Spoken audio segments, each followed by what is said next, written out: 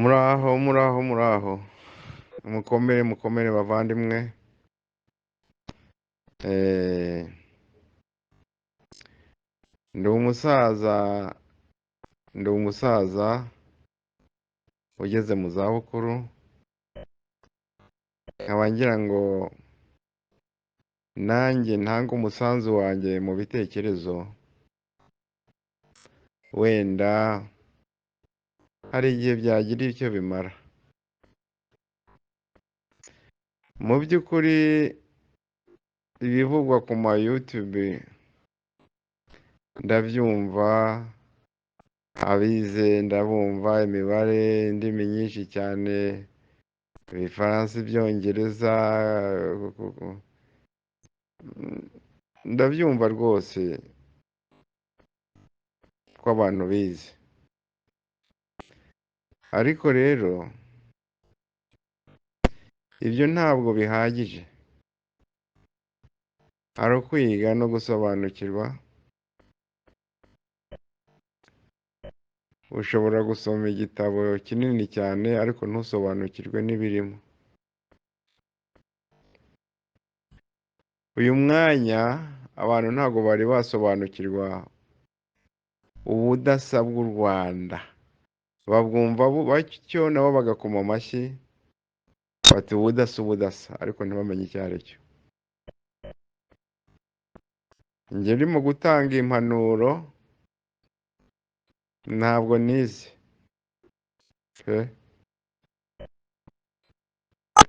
ariko nk'uko Imana yamuhaye umutwe nk'uko yawuhaye abandi, yashyizemo gusobanukirwa ibivugwa n'abize cyangwa ibyo mbonesha amaso yanjye, nkamenya ibyo ari byo. Ubudasa bw'Abanyarwanda rero bisobanura ko u Rwanda rudateye nk'ibindi bihugu. Ntabwo ruteye nk'ibindi bihugu. Ngiye kubaha urugero. Ibindi bihugu bigira amashyaka agahangana, bagatora. Ugize amajwi menshi akaba ari uyobora icyo gihugu. Twe rero ntabwo ari uko bimeze. Mubyumve kandi mubyiteho. U Rwanda ni igihugu cy'umuryango. Uwo muryango ukaba witwa FPR. Niwo muryango w'Abanyarwanda. Aha musobanukirwe, ntabwo ari ishyaka ry'Abanyarwanda. Ni umuryango w'Abanyarwanda. Abanyarwanda bakomoka ku musekuru wabo witwa Kanyarwanda.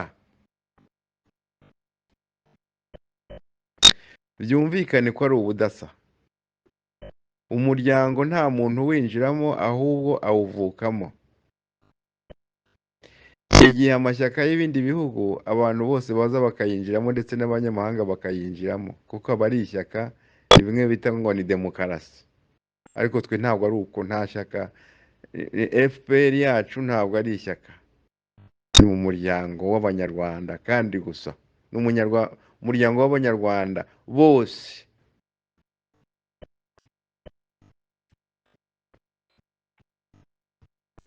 Uti bisobanuye iki? Bisobanuye ko FPR iramutse ishyize umuyobozi wa FPR, uwo niwe muyobozi uyobora byose, byaba Abanyarwanda, yaba abisunze Abanyarwanda, yaba abagendereye Abanyarwanda, yaba mbese ibintu byose byo mu icyo gihugu cyiswe u Rwanda bigengwa n'uwo muyobozi w'abanyarwanda. Ibyo rero bisobanuke ko bimwe muvuga ngo by'amatora by'amaki biriya ni ikinamico, ariko ubwenge nyabwenge, ufite ubwenge nyabwenge umva ko bidashoboka. Ntabwo wazana amatora mu rugo rw'umuntu utavuka mw'uwo muryango ngo bikunde. Ashobora kugushuka akakwereka ko nawe ufite agaciro, ko nawe ugize ute iki, ariko wamara kugenda agateranya abana be n'abuzukuru bati muriya mujye mubashuka ko ari abahano, ariko murabizi ko atari abaha ngaha. Nuko ntabwo ari icyo kintu ushobora kuzakigeraho ngo uzafata urugo rw'umuryango hanyuma ngo nawe ujye ngo wabaye umuyobozi w'umuryango. Mbese ubwo urumva wawuyobora ute kweri? Urumva byakunda? Ushobora kubigeraho kubera imbaraga zawe, kubera ubwinshi bwawe, kubera gusakuza kwawe, kubera iki, ariko ntabwo byafata, ntabwo byafata, ntabwo byafata. Ikintu cy'umuntu kiba ari icy'umuntu. Ubwo se ugira ngo igituma FPR batayize ishyaka nuko bayobewe, nuko batazi icyo bakora icyo ari cyo?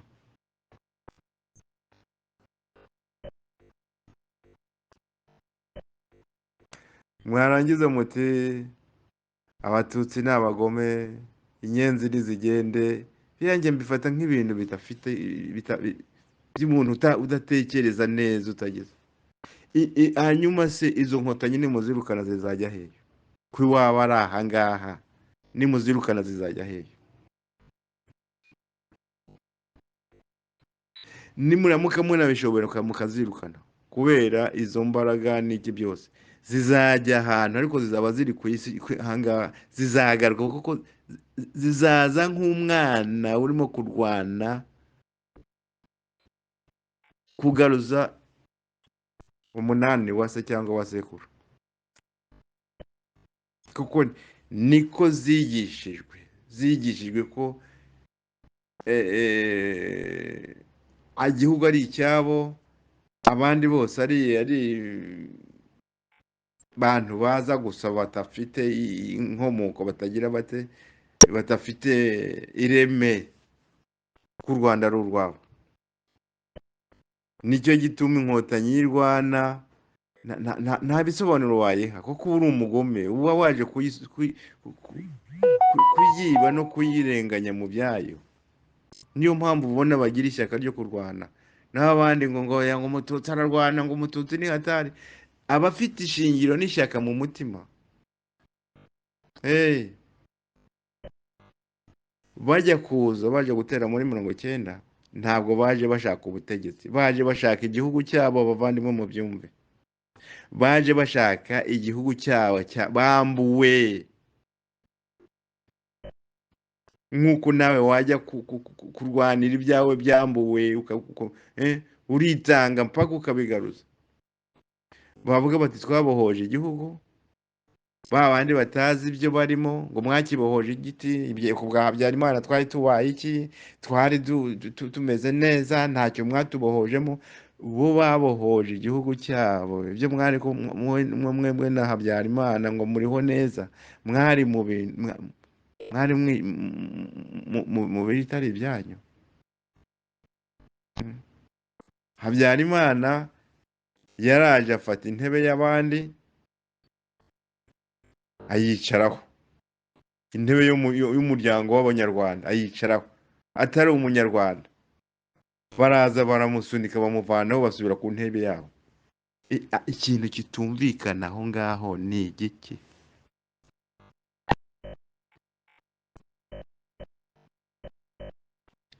Ni ukuvuga ngo uramutse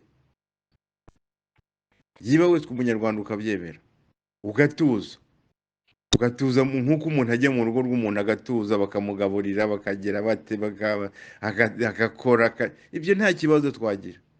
Ariko yiba ufite ijigo ryo gushaka kuvuga ngo uyu muryango nshaka kuyobora, ngo nanjye ngo ibyo ntabwo bizashoboka. Bizashoboka uzawuyobora nk'umuntu wambuye, ariko nyirawo azagaruka nanone, ni hahandi muzahora muri ibyo ngibyo. reka mpine amagambo mbabwire icyo nashaka kubabwira, mbese ntanga umuti. Umuti ni uyu nguyu: u Rwanda rwari rutoya, ba nyirarwo bagira urugomo, bafata abaturanyi babo bose, babami babanzanzira ya Muramira, sinzi ngo ba Nyagakecuru n'abandi bose barabica, barabamara, babaziza ubusa kugira ngo bakunde bagure u Rwanda rwabo. Barangije kubica bafata abaturage babo bami bamaze kwica, bati ubwo rero noneho mwebwe muze, mwebwe mubaye abanyarwanda. Mbese barabibitirira ku ngufu, ku ngufu, ku ngufu. Tekereza kugira ngo umuntu akwitire mu muryango utavukamo nawe ubyemere.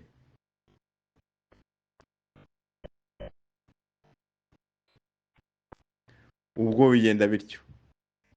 Noneho bamaze kubazana baravuga bati ibyo ari byo byose aba bantu bashobora kuzageza igihe igitekerezo, bakagira igitekerezo bakatwishyuza ibi bintu tubakoreye n'ibiki byose. Bati noneho rero mujye mubahata kiboko ku buryo batazatekereza, bajya banabaheka, mbese ku buryo kuriya gukinagaza abahutu cya gihe ni uko batinyaga ko bashobora kwigaranzura bakishyuza cyangwa bakihorera mu byo bakorewe. None kwa gutinda kwabyo n'ubukangurambaga bagendaga bababwira, bahita bumva ngo ni abanyarwanda nabo, kandi ntabwo bibaho. Ntabwo umuntu yakubwira ngo uri ikintu utari cyo nawe ngo ubyemere, uri umuntu ufite ubwenge. Ubwo baba babaye biswe ngo ni abanyarwanda, ariko abanyarwanda bakaba biyizi. Ari nabwo wumva iyo nyakubahwa perezida Paul Kagame ubwo ateye abanyarwanda nta nubwo bakwemera ko Ingabire abayobora. Ntabwo ari abanyarwanda bose abavuga, nawe arabizi, abavuga abanyarwanda nyabo ntabwo ari abanyarwanda bose. Iyo mvuga bose ni ukuvuga ngo bamwe biyise bo n'abandi biswe bo. Kagame we yavuga abanyarwanda, avuga ba bandi ba kanyarwanda. Iyo avuga ati abanyarwanda bariho neza, ubumwe barabufite, amafaranga barayafite, ibyo ngibyo ntawe utabibona ku maso y'abantu. Iyo ubirebye urabibona, ubona amazu meza, amashuri meza, mbese bariho neza, bariyunze. Ariko se bamwe biswe abanyarwanda nibyo kuko iyo Kagame avuga wumva nabo barimo. Iyo Kagame avuga ko abanyarwanda badashobora kwemera ko Victoire Ingabire aba perezida, wumva bavuga nawe mushi, nawe murera, nawe ki, wumva nawe ari wo avuga. Abavuga ko abanyarwanda batamwemerera kuyobora FPR, kuko ubaye perezida w'u Rwanda uba ubaye umuyobozi wa FPR. Nicyo bisobanura. FPR ni umuryango w'abanyarwanda bose. Uramutse ubaye perezida w'abanyarwanda bose ubu uri umukuru wa FPR. Ibyo bintu murumva bishoboka bavandimwe? Ngeze rero aho gutanga umuti, kandi uwo muti nubwo ntize, nubwo ntaho mbisoma, nubwo ntawe mbibaza, uwo muti nukurikizwa abantu bose bazagira amahoro. Abatutsi bazagira amahoro, bazagira ubwisanzure, bazatunga ibyabo neza, abahutu bazasanzura batunga ibyabo neza, ntawe uzongera kwica undi, ntawe uzongera mbese nibyo. Ngende hagati ntawe ngaya, kuko abantu bari kwirwanaho ko abantu birasanzwe. Nawe ntawaza ngo akuvane mu rugo iwawe cyangwa ngo uva ku ntebe, niyo yaba ari intebe y'ubudiregiteri, kugira ngo uzayiveho birakomeye. Reka nitangire umuti rero. umuti n'uyu nguyu nuko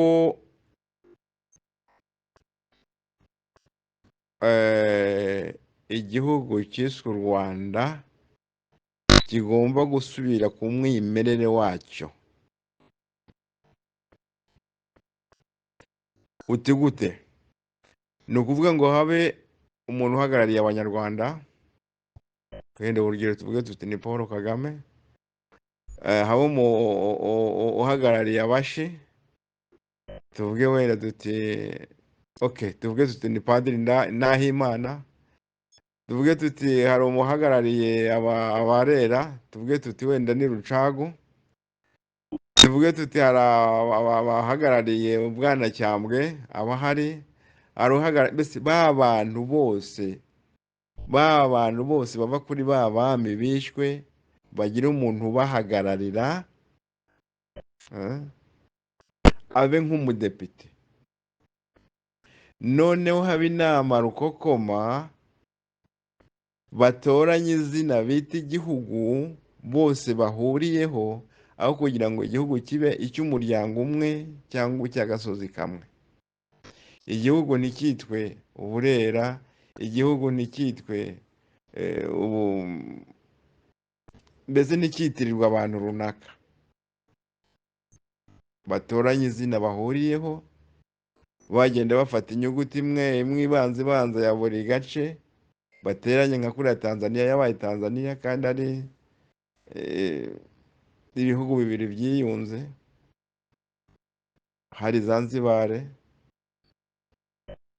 hakaba na Tanganyika, bariyunga bavuga bati ibya Tanganyika turabiretse, natwe ibya Zanzibar turabiretse, tukoze Tanzania. Ariko Tanganyika igume iyo bahise dukora igihugu gifite izina rimwe duhuriyeho.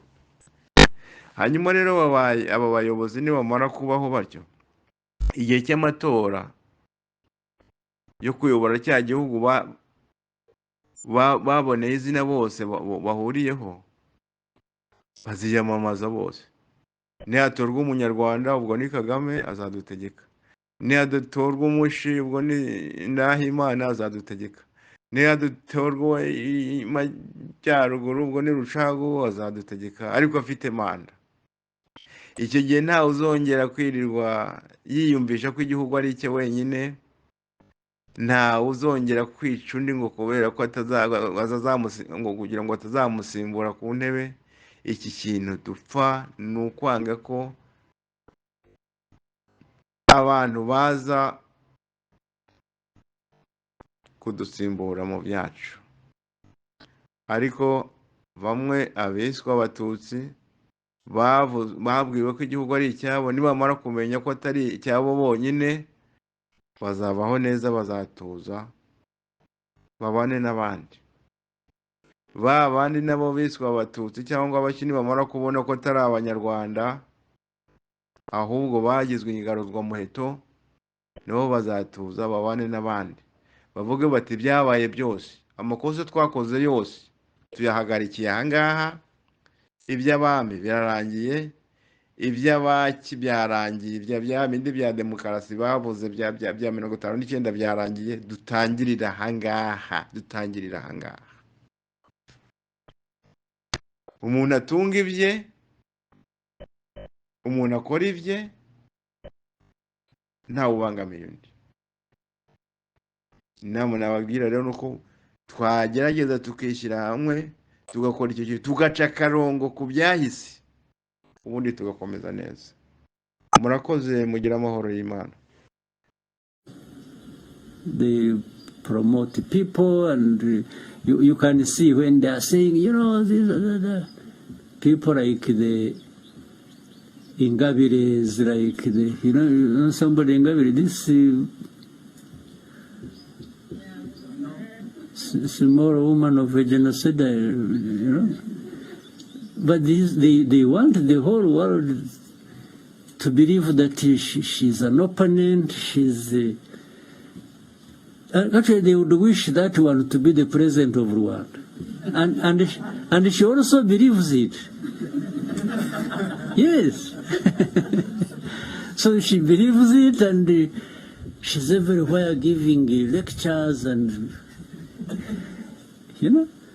But this is, it's not Rwandan. This is not a Rwandan who believes this story. But the outsiders, these journalists, these ones who go to, what do they call it? Forbidden stories.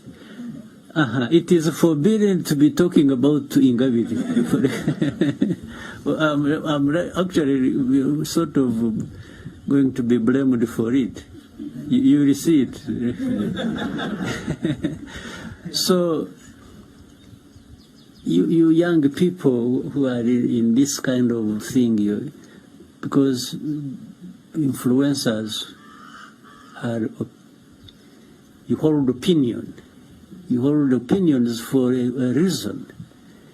You are part of the social political fabric of this country. So if you don't grasp that easily, I'm sure maybe among you or somewhere else there are people who are operating the opposite of how you are doing it. Yes, so they must be having a reason, either of their own or being used by others. So constantly we've got to be aware, we have got to be, but we also got to have what we want for ourselves. And we should not be apologetic about it. You check any time, any day, I've never been apologetic for what RPF is doing, what Rwanda wants, what I am doing with these people who abuse, criticize, and even in high offices, they are somewhere outside in the world. You meet somebody, they say, yeah, why in Rwanda, why you are doing this? You say, what? You say, what evidence do you have? They said, but so and so said this. They are talking about one of the influencers somewhere out there whom they are at the same time using, and then they are quoting that one as evidence. So this is a world you must really try and learn to be sophisticated, at least in understanding the nuances of these things and the world we live in. Ubu mu Rwanda hongeye kuba ibyago biragatsindwa ntibikabe, ariko biramutse bibaye abatutsi tugahunga twahongera he? Wajya muri Kenya ntiwumve bihari, wajya muri Uganda, wajya muri Tanzania, abo duturanye mbwiraho abahunga bari bo bose bahungira heho, kandi ibyo bihugu nkubwiye nibyo twahungiyemo. Abantu ntibafite ubwenge bwo gutekereza.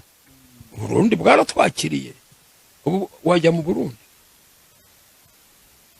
Kongo yaratwakiriye, wajya muri Kongo. Kenya yaratwakiriye, nturebe uko bimeze. Uganda nturebe uko bimeze. Yabanza umbwire aho mwahungira. Imana ntabwo gukorera icyo ugomba kwikorera ubwawe. Ninde wakongera guhungira Uganda? Duhunga ikiza. Ninde wakongera guhungira Burundi? Wakwakirwa nande? Ubundi twabura aho duhungira, ubundi twaba duhunga iki? Ninde wahungira Kongo? Murebe Bibiliya.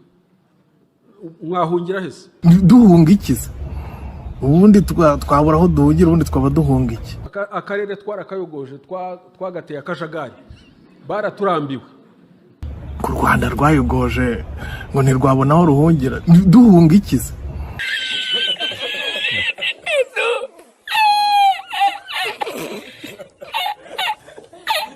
Pasiteri Ezra Mpyisi, Pastor tubaha ikaze ku Shema TV. ndabakiriye kandi nemeye gukorana namwe n'Imana umvumva uko yaba umutegetsi ni kimwe nawe wabaza wicaye ku ntebe ntiwategeka sha ukamara abantu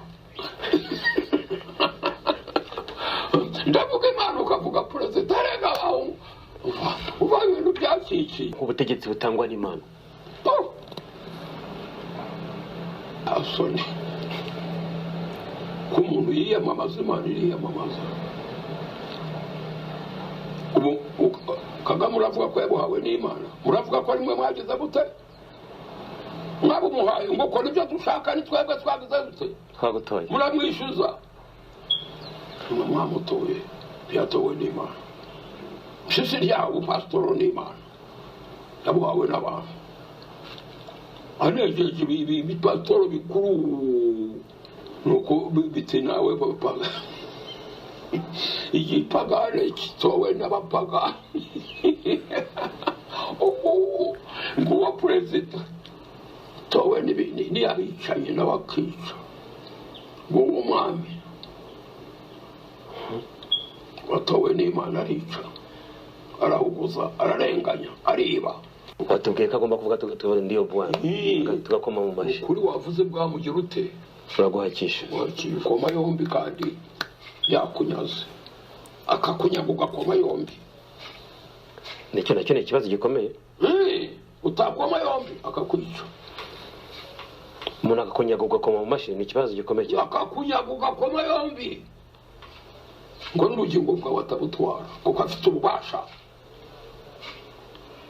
ubwo bashahawe nande yarabwihaye yabuhawe namwe babutoye ntiyabuhawe n'Imana Imana yaha umuntu ukora ibyo ububasha yabuhawe namwe none reka abashahure namwe mukarira mwamutoreraga iki akubwira ukuri kwambaye ubusa kuri kwambaye ubusa niko bariko kandi abantu ntibashaka kubwirwa ukuri kuko ukuri kurabapfuka ku munwa kurababuza kurya